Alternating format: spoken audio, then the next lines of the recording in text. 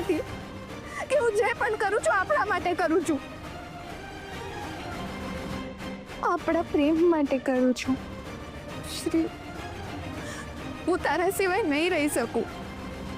Please please આપણે સાથે રહીએ. રિયા, જે શક્ય ના હોય ને એનો પ્રયાસ પણ નહીં થવો જોઈએ. હું કંકુને નથી છોડવાનો અને હવે ફાઇનલ છે.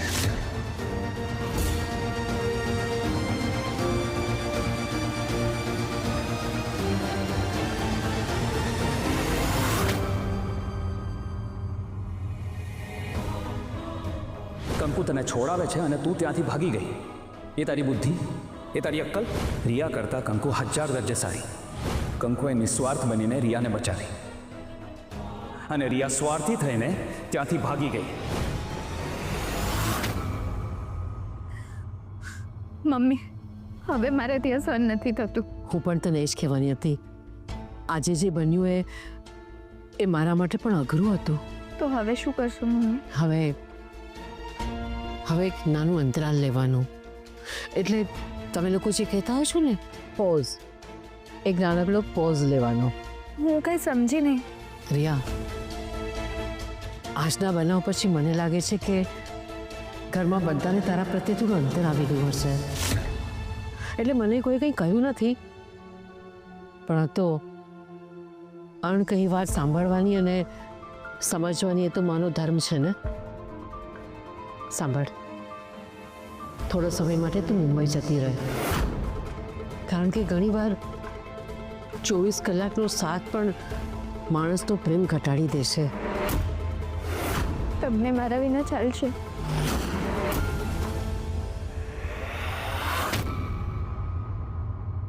જો મને શ્રી વિના ચાલવાનું હોય તો તારા વિના ચાલે. પ્રિયા, મારા શ્રીના સપના તારાથી શરૂ થાય છે, એટલે મને તારી જરૂર તો પડવાની જ છે ને બેટા. હું તને બોલાવીશ, ચોક્કસ બોલાવીશ મારા શ્રીની જિંદગીમાં, અને આ ઘરમાં તારો પ્રવેશ થશે એ મારું તને વચન છે. હમણાં થોડા સમય માટે દૂર થઈ જા. તને મારી વાત સમજાય છે ને બેટા? હા મમ્મી, મને ખાતરી છે કે તમે જે પણ કરશો મારા અને શ્રીના ભલા માટે જ કરશો. પણ મમ્મી, હવે જ્યારે હું પાછી આવીશ ને ત્યારે હું કંકુનું જીવન બરબાદ કરી નાખીશ.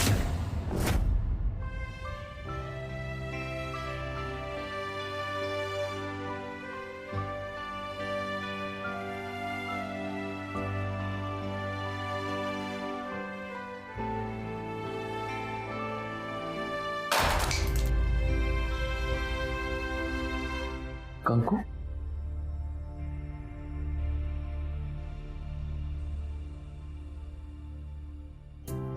નાના શેઠ, તમે શું કામ ઊભા થયા? નાના શેઠ, તમે આરામ કરો.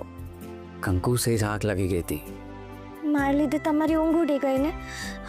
માફી હો. અરે એમાં માફી શું કામ? અને આમ પણ હું તારી રાહ જોતો હતો ને. તને પાટો બાંધવાનો છે ને? ના ના નાના શેઠ, તમે બેસો, હું તમને પગે બામ ઘસી દઉં. કંકુ, હાથ દે. કંકુ, હાથ દે. બેસ અહીંયા, બેસ.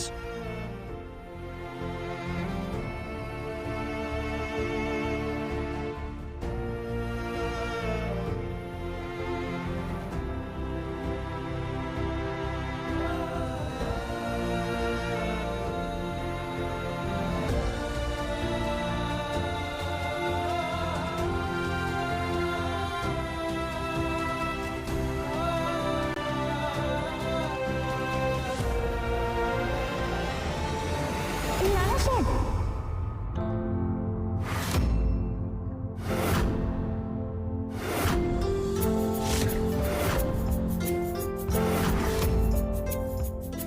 હવે મારો વારો.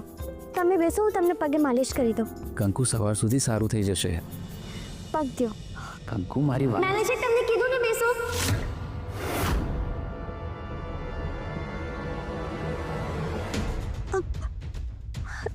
નાના શેઠ, માફી હો.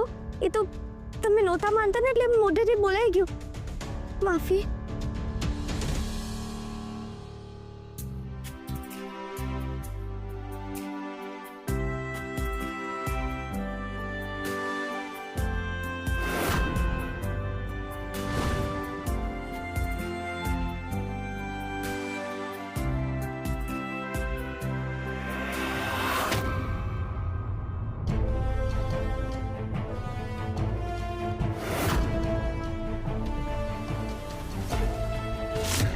મમ્મી તમે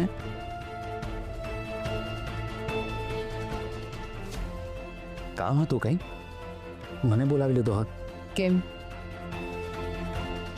તને કોઈએ કહ્યું છે કે તારી મમ્મીના રૂમમાં નહીં આવવા દેતો? એવું કંઈ નથી મમ્મી. પણ તે તો એવું જ કર્યું ને. નાનો હતો ત્યારે તને કંઈ પણ વાગે એ કંઈ પણ દુખે ત્યારે તારી મા પાસે આવતો અને મને કહેતો કે મમ્મી મને ટ્યુબ લગાડી મને બરફ ઘસી દે, મને બામ લગાડી દે. અને હવે તારી મા તારાથી દૂર થઈ ગઈ ને. મમ્મી મને એમ હતું કે તમને નહીં ખબર હોય એટલે. બાળક બોલી નહીં તો એની પીડા અનુભવે. એ માં શ્રી તું આવ્યો ત્યારે જ મને ખબર પડી ગઈ હતી. મને એમ કે તું આવીશ મારી પાસે, મારા ખોળામાં માથું રાખીશ અને મને કહીશ કે મને દુખે છે અને હું તને ભૂલી ગઈ હતી. હું શ્રી પહેલા તારા સુખ દુઃખની ભાગીદાર એક જ હતી, તારી માં. હું ભૂલી ગઈ હતી કે હવે એમાં ભાગ પાડનારી આવી ગઈ છે. મારો જ ભાગ, હું જ મૂરત. મારાથી રહેવાયું નહીં એટલે હું આવી ગઈ. મમ્મી સોરી મમ્મી પ્લીઝ તમે રડતા નહીં. જો તમે રડશો ને તો હું નાનપણમાં જેવી રીતે રડતો હતો ને એવી રીતે રડીશ.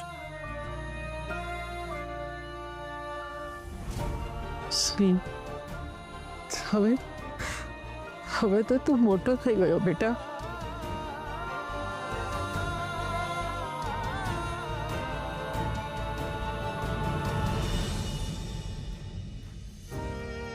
લા તારો પગ દે.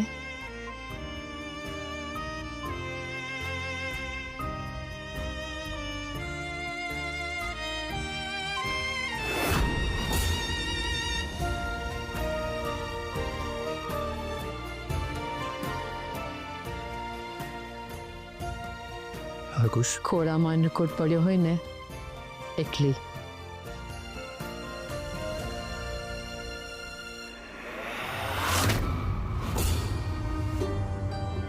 શ્રી શું કામ હેરાનગતિ સહન કરે છે? તારો રૂમ ખાલી છે બેટા. હવે તો રિયા પણ નથી. જતું રહે ને તારા રૂમમાં. ના મમ્મી હવે આજ મારો રૂમ છે.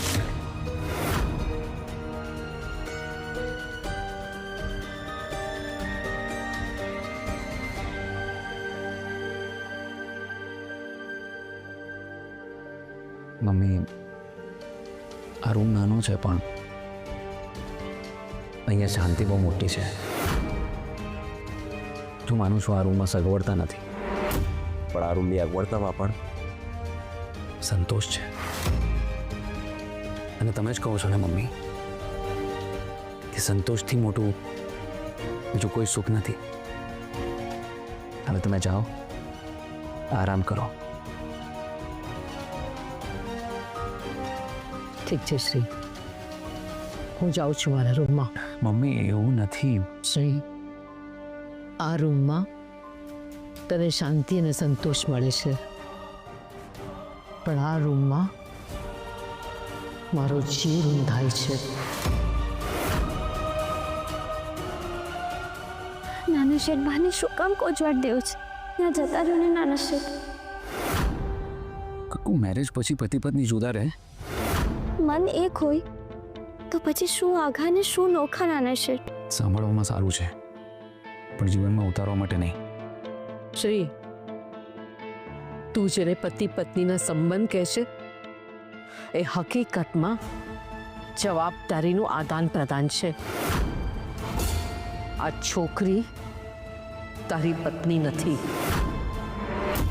આ તારા પપ્પાની જવાબદારી હતી જે વારસામાં તને મળી, અને જવાબદારી હંમેશા જવાબદારી જ રહે છે, ક્યારે સંબંધ નથી બની શકતા. શ્રી, પેલા ગુંડાની ત્યાં તું રિયા માટે ગયો હોત તો મને ગમત, પણ તે આ છોકરી માટે જોખમ લીધું.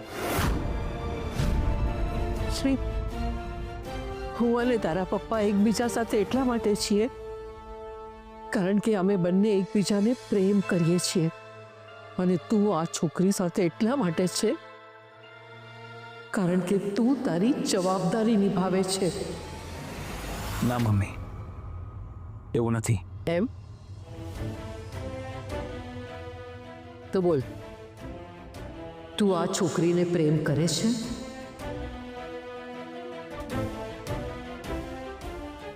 બોલ, દે જવાબ. છે તારી પાસે જવાબ? મૌન પણ જવાબ જ છે શ્રી. મને મારો જવાબ મળી ગયો.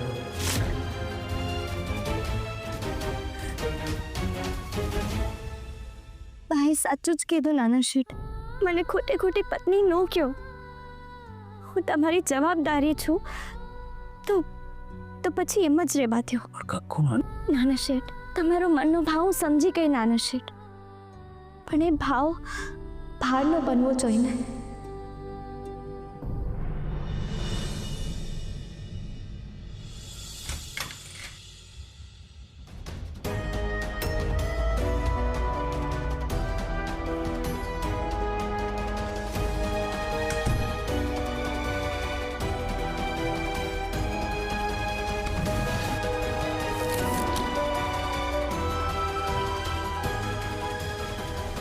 યોગિતા, કોમ આપને મને.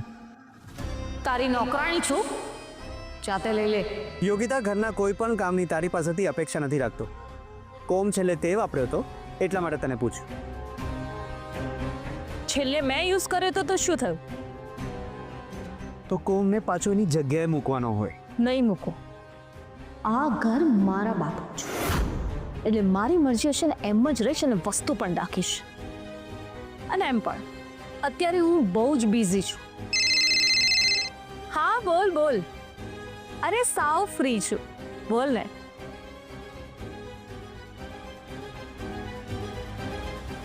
કાલથી નવરાત્રી શરૂ થઈ છે. હા ને મમ્મી. અને મમ્મી, આવડા મોટા દિવસો છે ત્યારે જ દેવાંગ ઘરે નથી, બોલો. જ્યોતિ બહુ કામ પણ તો એટલું જ જરૂરી છે ને. મમ્મી, હું શું કહું છું કે જો પોસિબલ હોય તો ફ્યુચરમાં પપ્પાને કહીને દેવાંગભાઈની નોકરી છોડાવીને કોઈ નાનો બિઝનેસ ચાલુ કરાવી દો ને. ચોક્કસ. તમને બંનેને તો ખબર જ છે કે આખી પંચવટીમાં આપણી નવરાત્રી સૌથી વધારે વખાણાય છે. હાસ તો તૈયારીઓ કોણ કરે છે? મારી બંને વહુઓ. ના ના મમ્મી, એવું કંઈ જ નથી. તમને જે કંઈ પણ શીખવાયું છે એને તો આગળ વધારીએ છીએ. અને મમ્મી, આ વખતે પણ બધી જ તૈયારીઓ હું